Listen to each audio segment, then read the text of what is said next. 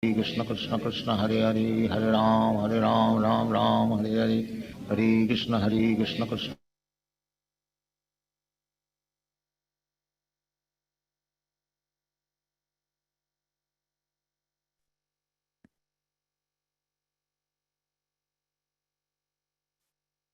Hare Krishna devotees, please accept my humble obeisances. All goes to Prabhupada and Guru Maharaj.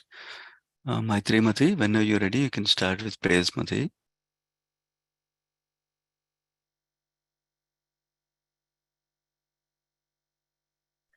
Yes, Prabhuji. Hare Krishna, all devotees.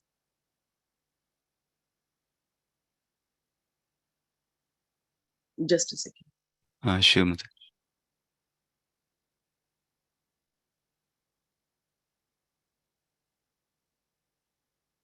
Om Namo Bhagavate. Can you hear me? Yes, Mati, yeah. Your voice is a little low, but we can hear you, Mati, yes. Okay. Om Namo Bhagavate Vasudevaya.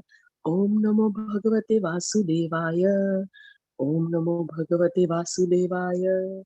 Narayanam Namaskritye Naram Kaiva Narottamam Devi Saraswatim Vyasam Tato Jayet Udire नस्ता प्रायेषु अध्येषु नित्यं भगवते ये सेवया भगवती उत्तमं श्लोके भक्तिर्भाव भवति नैष्किति. Today I'm going to read Bhakti Vedanta Purport, first canto's 11th chapter Srimad Bhagavad Gita, text 20.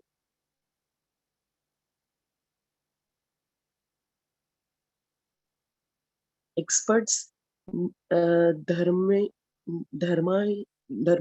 artists, dancers, singers, historians, genealogists, and learned speakers all gave their respective contributions, being inspired by the superhuman pastimes of the Lord. Thus they proceeded on and on. Text 21, Lord Krishna, the personality of Godhead, approached them and offered due honor and respect to each and every one of the friends, relatives, citizens, and all others who came to receive and welcome him. Text 22, the Almighty Lord greeted everyone present by bowing his head, exchanging greetings, embracing, shaking hands, looking and smiling, giving assurances and awarding benedictions even to the lowest in the rank. Text 23, then the Lord personally entered the city accompanied by elderly relatives and invalid Brahmins with their wives, all offering benedictions and singing the glories of the Lord. Others also praised the glories of the Lord. Text 24, when Lord Krishna passed over the public roads, all the ladies from the respectable families of Dwarka went up to the roofs of their palaces just to have a look at the Lord. They considered this to be the greatest festival. Text 25, the inhabitants of Dwarka were regularly accustomed to look upon the reservoir of all beauty, the infallible Lord, yet they were never satiated. Text 26, the Lord's chest is the abode of the goddesses of fortune. His moon-like face is the drinking vessel for eyes which hanker hanker after all that is beautiful. His arms are the resting places for the administrative demigods, and his lotus feet are the refuge for pure devotees who never talk or sing of any subject except his lordship.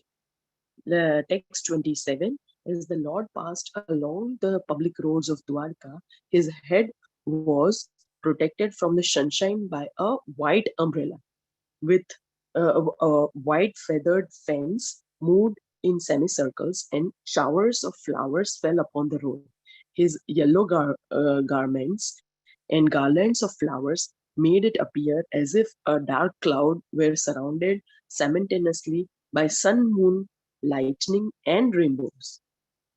To text 28, after entering the house of his father, He was embraced by the mothers present, and the Lord offered his obeisances unto them by placing his head at their feet. The mothers were headed by Devaki, his real mother.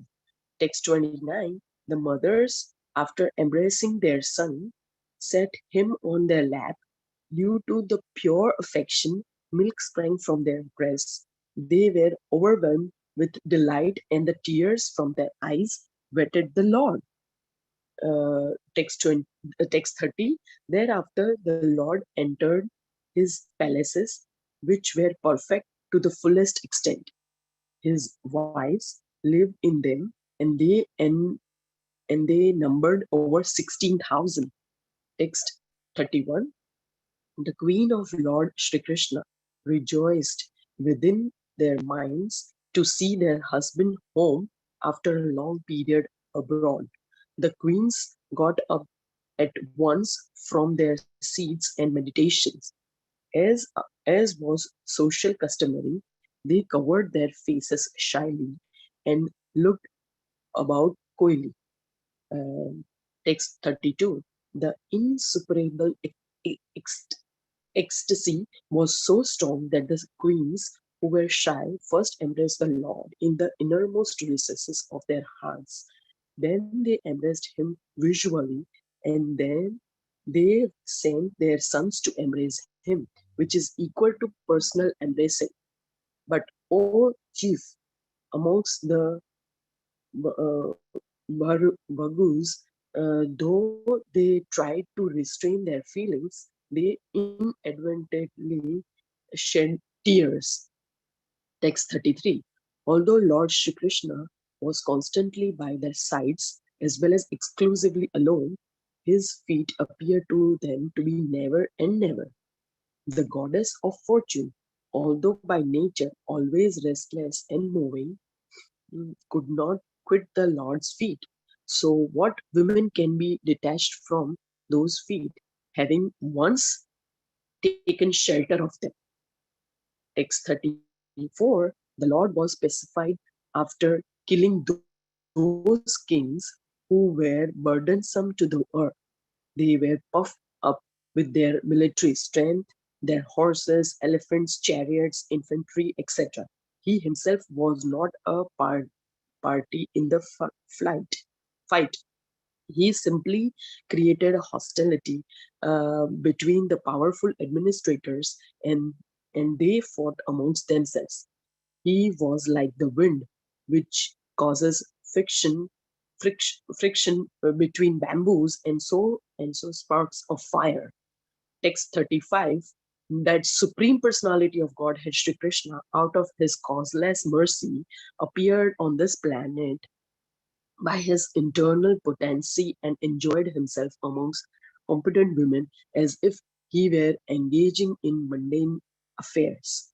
Text 36. Although the queen's beautiful smiles and furtive glances were all spotless and exciting, and although they could conquer Cupid himself by making him give up his bow in frustration, and although even the tolerant Shiva would fall victim to them, still, despite all their magical feats and attractions, they could not agitate the senses of Lord. Text 37. The common materialistic conditioned souls speculate that the Lord is the one of them. Out of their ignorance, they think that the Lord is affected by matter, although he is unattached. Text 38. This is the divinity of the personality of Godhead. He is not affected by the qualities of material nature, even though he is in contact with them. Similarly, the devotees who have taken shelter of the Lord do not become influenced by the material qualities. Text 39. The simple and delicate women truly thought that Lord Shri Krishna, their beloved husband, followed them and was dominated by them. They were unaware of the extent of the glories of their husband, as the atheists are unaware of him as the supreme controller. Thank you all. Yeah, thank you so much, Mataji. Yeah, Vrinda Kumari, whenever you're ready, you can start, Mataji. Sure, Prabhuji. Thank you. Thank you, Maitreyi Mataji, for reading. Thank you all the devotees for giving me this opportunity to serve you all. I will start with Mangalacharan. Om Ajnana-timirandasya Jnana-anjana-shalakaya Chakshurunmilitam Yena Tasmai Shri Gurave Namah. Namo Vishnupadaya Krishna-prasthaya Bhutale Srimate Radhanath Swami-niti Namine. Namo Vishnupadaya Krishna-prasthaya Bhutale Srimate Bhaktivedanta Swami-niti Namine. Namaste Saraswate Deve Gauravani Pracharine Nirvishesha Shunyavadi Pashyapta Deshatarine. Jai Shri Rupa Sanatana Bhatta Raghunath Shri Jiva Gopala Bhatta Das Raghunath. Jai Shri Krishna Chaitanya Prabhu Nityananda Shri Advaita Gadadhar Shri Vasadi Gaura Bhakta Vrinda. Hare Krishna Krishna Krishna Hare Hare Hare Rama Rama Rama Hare Hare. Om Namo Bhagavate Vasudevaya. Om Namo Bhagavate Vasudevaya.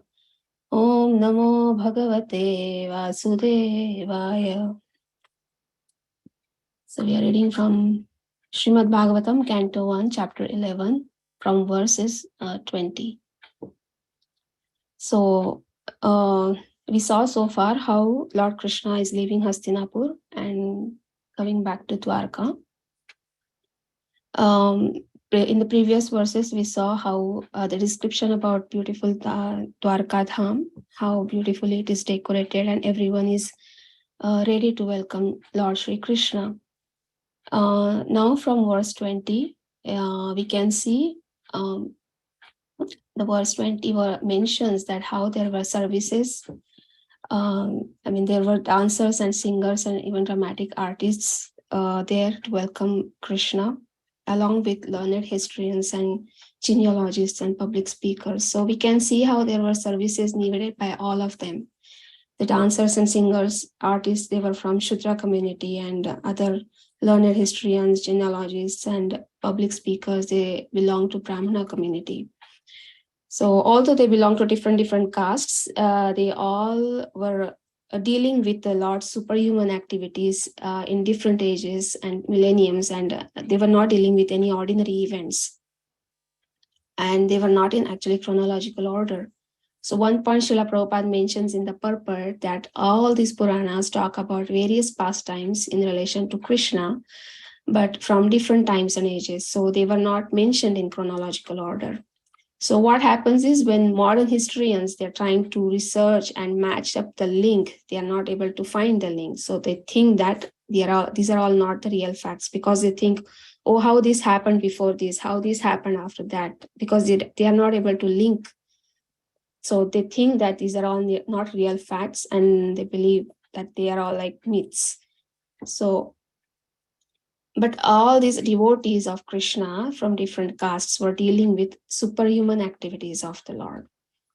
And Prabhupada also mentions that the significance and importance of such class of people, because even now we see in different parts of India, like in cities and villages, such pastimes of Krishna are being depicted, especially during the festivals.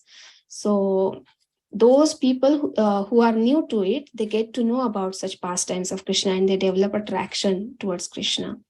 Even genealogists, if you see, they trace the entire family tree of a particular personality. So others get to know about that personality and they get attracted because of this vast information which they are providing. So Srila Prabhupada says in the purport that such acts are required for the spiritual enlightenment of the common people. So this is all about verse 20. Verse 21 talks about how Krishna reciprocates in the appropriate way to his different classes of devotees. He especially, Prabhupada gives example of pure devotees who do not know anything, but only they know about the service to the Lord. So Krishna also reciprocates to them by giving them special attention. So Prabhupada further mentions in the purport that how this special attention is not deserved by the impersonalists, because They consider him as impersonal. They don't believe in the form of Lord Krishna. So Krishna also does not have much interest in them. So he satisfies everyone in terms of one's development of spiritual consciousness. It's a beautiful verse where Krishna is reciprocating to all his devotees with different classes. Verse 21, this verse mentions how Krishna was greeting different grades of devotees. Like there were devotees like Vasudeva, who is a father, Ugrasen's grandfather, and Garga Muni, who is a teacher, down to the prostitutes and chandalas. And every one of them was properly greeted by the Lord, although they were from different ranks and positions. Srila Prabhupada already has talked about prostitutes in detail in verse 19, like how they are also important in the society to maintain the sanctity of the society. So, and they are also devotees of the Lord. So everyone is a separated part and parcel of the Lord, and so no one is considered outsider. Everyone is treated very well by Lord Krishna, and because everyone has eternal relationship with him. So it shows how Krishna makes this opportunity available to everyone equally to know about him. And we know that he is available to everyone in terms of books, his mantra, scriptures. He's equally available to everyone. He doesn't discriminate, but it is all up to us whether to take it or not. So this one point we can learn from this verse. Like Lord Krishna says in Bhagavad Gita, right? Ye yatha mam prapadyante tam tathaiva bhajamiham. Krishna, in whatever way people surrender, Krishna reciprocates accordingly. So we can think of this verse in related to the purport of this verse. So next is verse 23. 23 shows how there were elderly relatives and brahmanas and their wives who were singing the glories of the Lord while Krishna was being welcomed in Dwarka. Although they were old, they would be a part of king's assembly, those brahmanas and their wives, and they would praise the kings. So the kings would get encouraged to do more pious activities for the welfare of the people. And in reciprocation, the kings would provide all the necessities to the brahmanas. So it shows how they were all protected very well by the kings, because it is a duty of the king to give protection to the brahmanas and the cows. So Srila Prabhupada also mentions that they were not flatterers. They were not singing the glorification just for the sake of singing, but actually glorifying the Lord, because Krishna is worthy of all glorifications. So this is about verse 23. 24 mentions how ladies would go to the roofs of the palaces to have a look at the Lord, and how the streets were all very crowded. So they would go onto the roofs. Here, the one point Prabhupada mentions in the purport that how ladies would not mix with the crowd on the street, and their respectability was perfectly observed. Also in our temple, we see that ladies are Matajis sit separately and Prabhujis would sit separately. So Prabhupada has maintained that even for us, even in these days. So this scenario we get to see in many temples also, like where temples are being very, very crowded and they're just trying to get one glance of Krishna, like how these ladies are doing, right? Even especially during festivals, Janmashtami, Jhulan Yatra and all that, we see temples are so crowded and people are just waiting to see the beautiful form of the Lord. Like we see in many temples of Vrindavan, like Bake Bihari, Radharaman, Bake Bihari temple is always very, very crowded. And people are just waiting for them to open the curtain so they would get to see the beautiful form of Krishna. So our material senses cannot perceive the spiritual nature of the Lord, and therefore Lord accepts the Archa Vigraha. He comes in the form of deity. That's the point Srila Prabhupada mentions in the purport. The Archa Vigraha is expanded by the Lord by his internal potency. and just to facilitate devotional service in the material world. So we get an opportunity to perform devotional service to the Lord. So although it is made of material elements like earth, wood, stone, actually there is no material contamination. And when we read this verse or translation, we also get to know how about the prosperity of the city, where all had beautiful big palaces. So we have read the description of Dwarkadam even in previous verses. So the beautiful Dwarkadam looks so rich and beautiful, with full of beautiful palaces, and there are nice big highways and subways and beautiful fragrant flowers, scented water, and full of trees, and beautifully decorated with the natural objects like leaves and flowers. So we can imagine how beautiful Dwarkadam must be. But I was just thinking about a small realization here, which comes by the inspiration of our Gaudiya Vaishnavas and our Acharyas, that what should be our mood when we read the description of the glories of other dhams, because our Acharyas have always been in Vrindavan Dham. They always have Vrindavan Dham in their hearts. So it inspires me to think that whenever we hear about the glories of other dhams, of course, this Dwarka Dham, Ayodhya Dham, they are very, very beautiful, and there are devotees who are attracted to such dhams, but we are trying to follow in the footsteps of our Gaudiya Vaishnavas and Acharyas. So we can always think that if Dwarka Dham is so beautiful, how more beautiful Vrindavan Dham must be. We can always think that if there is a reservoir of water in Dwarka Dham, how beautiful Yamuna must be in Vrindavan, because this is the Dham where Krishna is performing his pastimes eternally with Sri Radha and Gopis. So we can learn and we can try to connect more and more to Vrindavan Dham when we hear the glories of other beautiful dhams, because we are trying to follow in the footsteps of our acharyas from Vrindavan Dham. So next we will go to verse 25.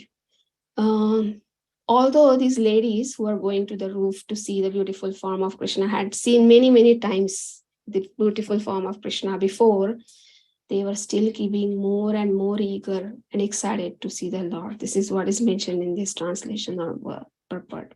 This indicates that they had no satiation in desiring to see the Lord. But we see in material world, like any person or any material object, anything material seen for a number of times, it ultimately becomes unattractive by the law of satiation, right? So like suppose if we get something new, a bag or any new dress, or kids get the toys, but by the law of satiation, we don't get attracted to the same thing after 2-3 days. That attraction goes down completely. But it doesn't happen spiritually. The law of separation does not act spiritually. In fact, it becomes more and more attractive. The best example is Mahamantra chanting. We are chanting every day for so many days, but we have hardly seen anyone saying that this is becoming boring or I don't want to do it. No one says that, because in fact it becomes more and more sweet. Similarly, with his scriptures, there is no satiation in discussing the qualities of the Lord. In fact, we want to hear more and more. It becomes more and more sweet. So this law of satiation, how it does not work spiritually, that's what Srila Prabhupada is trying to stress on. So Krishna is the source of all and he is limitless. So this is about verse 25. Verse 26 talks about how there are different classes of people who worship with different modes. There are people who are seeking for the flavor of goddess of fortune, but then Prabhupada mentions that the literatures give them information that the Lord is always served with all these by all these thousands and thousands of goddesses of fortune at the Chintamani Dham, which is none other than Vrindavan Dham, and Lord is herding the Surbi cows there. So there are people who are actually seeking the favor of goddess of fortune, but those goddess of fortune are actually serving the Lord in the Chintamani Dham. And there Krishna is very simple cowherd boy who's herding the cows. So it also talks about demigods who are always afraid of other competitors, and they take shelter of the arms of the Lord, and the Lord protects them always from the enemies. It shows also to us how we need to take shelter of the Lord when we are going through any stress or miseries of life. And then Prabhupada talks about the pure devotees here who are always hankering after the lotus feet of the Lord. So Prabhupada gives beautiful example of Srila Rupa Goswami, and he has also written a beautiful song. Prabhupada mentions that song, actually translation in here, that I'll just read the first line of translation of first stanza. It says, "Oh my Lord Krishna, I beg to offer my prayers unto you. My mind is like the bee and it is after some honey. Kindly therefore give my bee mind a place at your lotus feet, which are the resources for all transcendental honey." So here pure devotees compared to the bee, and Krishna's lotus feet are the source of the honey in the lotus flower. So if you see that bee is always going around the lotus flower, which is the source of that honey. So bee is attracted to that honey. So Prabhupada further mentions that devotees are satisfied with being placed at the lotus feet of the Lord, and they have no other ambition to see his beautiful form, face, or aspire for the protection of his arms or anything. They're very humble by nature, and Lord is always leaning towards such humble devotees. So it's a very beautiful song of Srila Rupa Goswami, and Prabhupada has mentioned the entire translation of that song in this purport. Does anyone know that song? Whatever is mentioned in the purport? Okay, Srila Prabhupada, which he writes, this beautiful song is Krishna Deva Bhavantam Vande. It goes like this: Krishna Deva Bhavantam Vande Manamanasa Madhukaram Arpaya Nijapada Pankaja Makarande. It's a very, very beautiful song and very, very popular actually. So that beautiful song Prabhupada mentions in the purport. Purport is very beautiful. Please go through it if you have not read it. We'll go to verse 27. Verse 27 actually gives a comparison. Krishna is actually being welcomed with white umbrella on his head. He compares that white umbrella with it is compared with the sun, and then there is white feathered fans, which is moving in semicircle, so which looks like the moon actually. And showers of flowers are compared to the stars, and Krishna's yellow garments and yellow flower garland is compared to the rainbow. So if you see practically, all of these cannot be seen at the same time, but they were present due to the inconceivable potency of the Lord.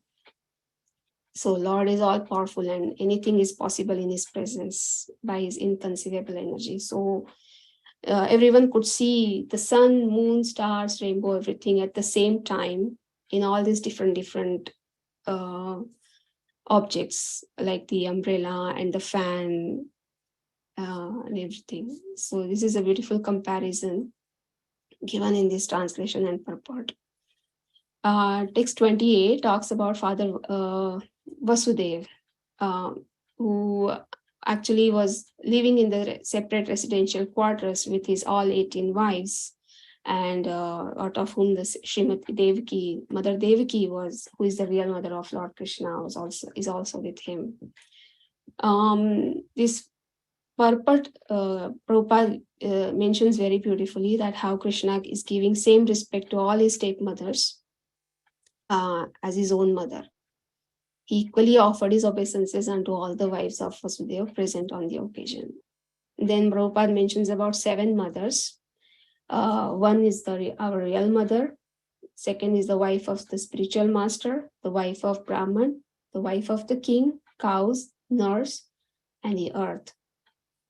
So if you consider this, even the stepmother who is the wife of the father is also as good as mother, because father is also one of our spiritual masters.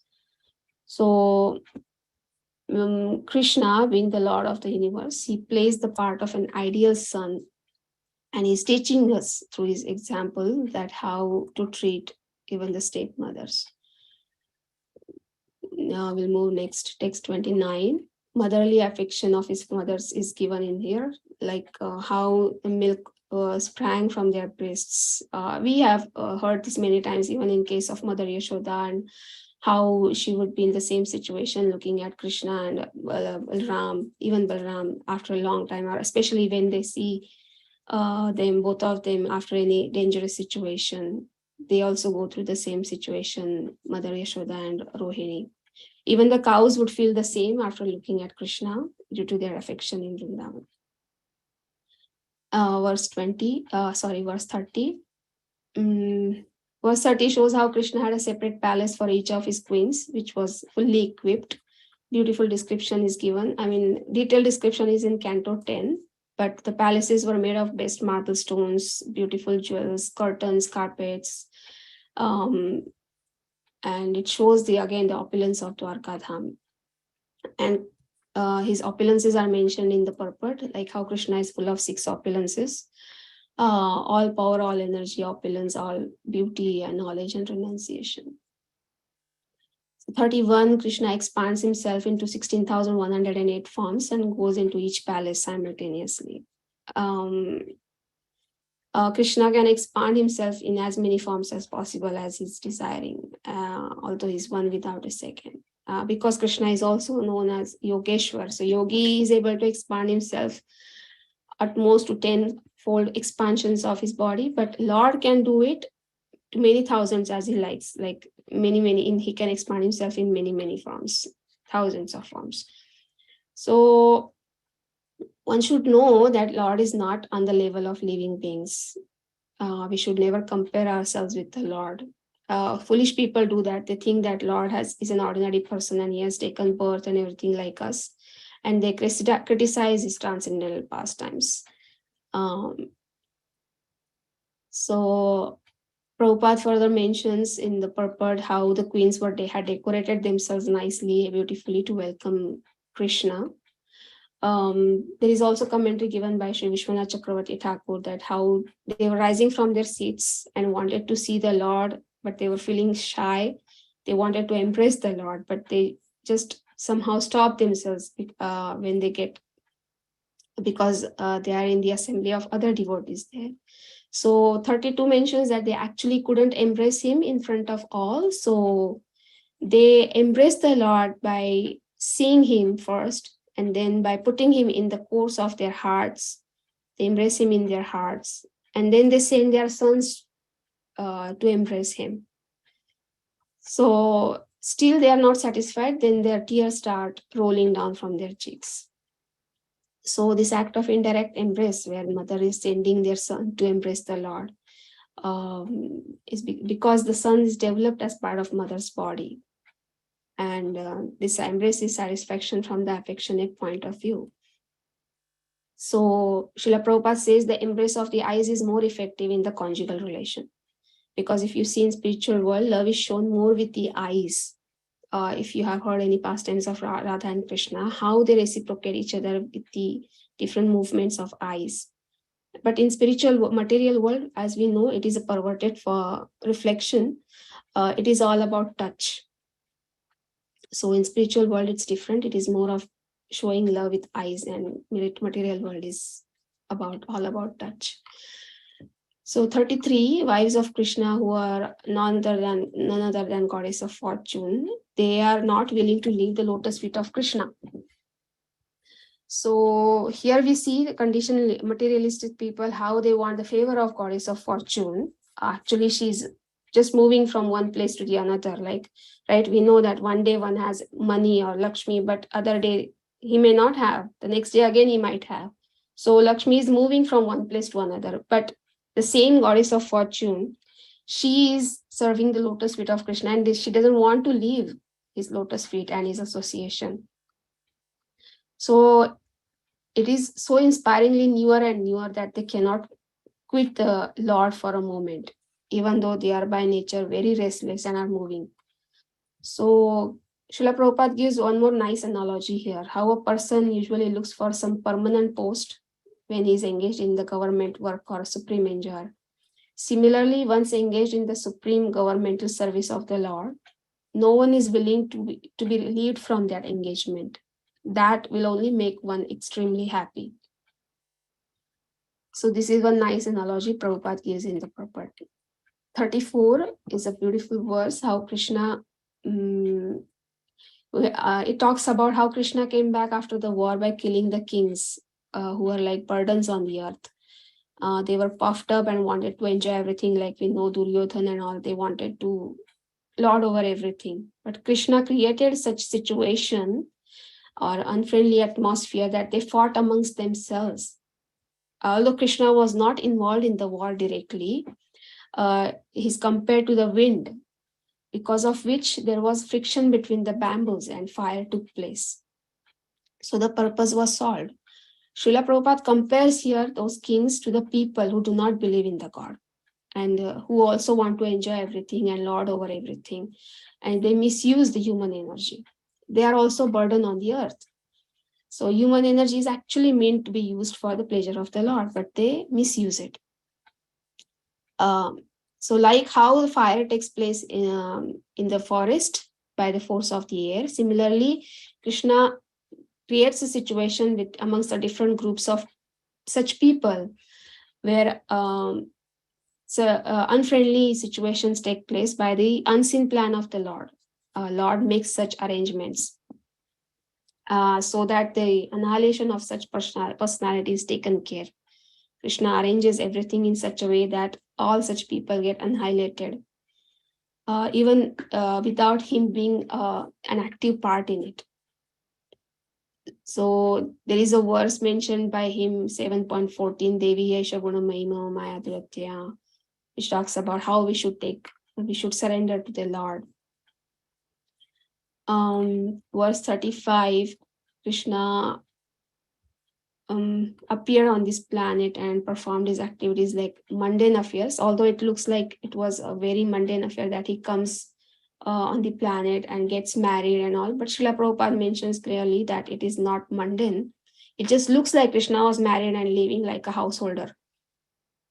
And the women became his wives, but it is certainly not ordinary. They are certainly not ordinary women. They have performed the austerity for many millions of years.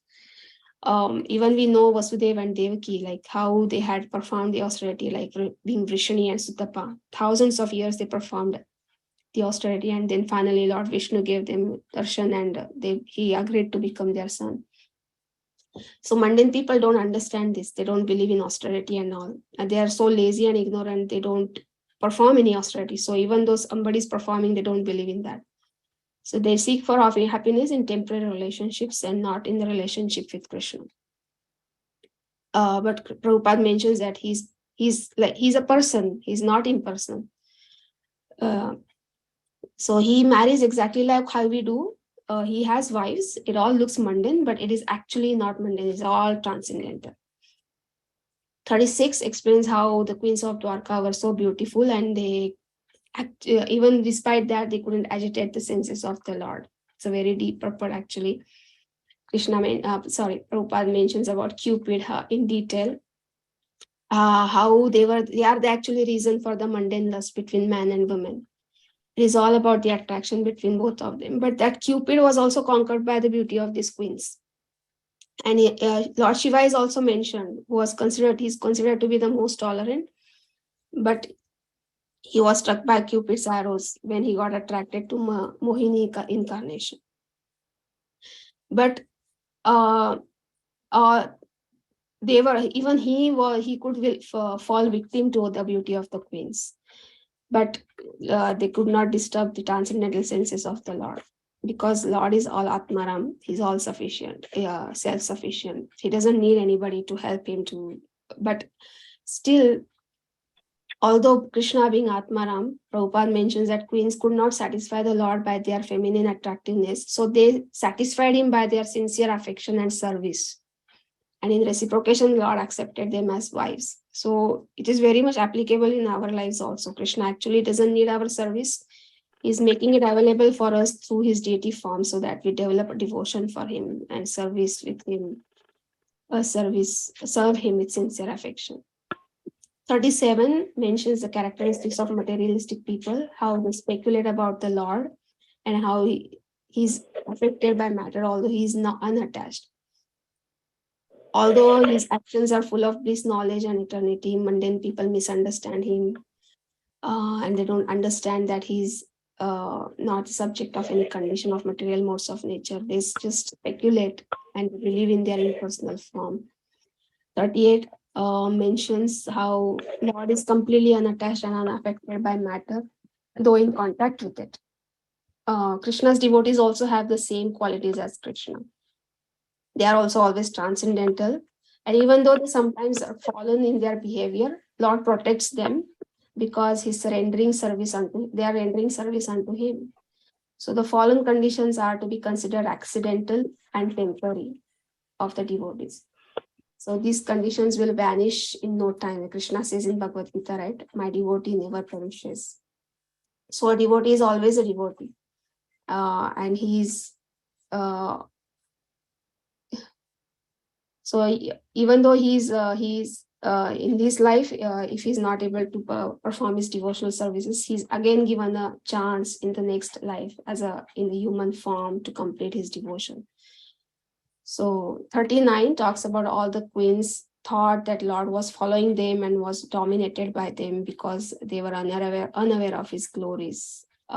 Translation compares their ignorance to the atheists who are unaware of the Lord, but Prabhupada says that their ignorance is not mundane. It's all because of Yogamaya, Krishna's internal potency that is working on them, and which actually also works in Vrindavan, like how we have seen Mother Yashoda, his friends Gopis, it is working on them, and then it covers them, so they don't know that Krishna is the supreme. So it just looks that they are in ignorance, but actually they are not. It is all Yogamaya. They are made to forget about glories of the Lord due to his internal potency. But the mental speculators, they create their own thesis, and they are actually ignorant about all this. So the Lord can be known only by the mercy of the Lord. This is what is mentioned by Srila Prabhupada in the purport and no other way. So we should understand that the wives of Krishna were all on the transcendental plane without any material contamination. So I just tried to summarize all the verses. Sorry if there were any flaws. Again, thank you so much. Thank you, Sindrananda Prabhu, for giving me this opportunity. I'm looking forward to serve you all again. Thank you, Hare Krishna. Yeah, thank you so much, Mataji, for nicely sharing the essence of all the purports also. Let's offer obeisance to all the devotees. Srimad Bhagavatam ki jai, Sri Prabhupada ki jai.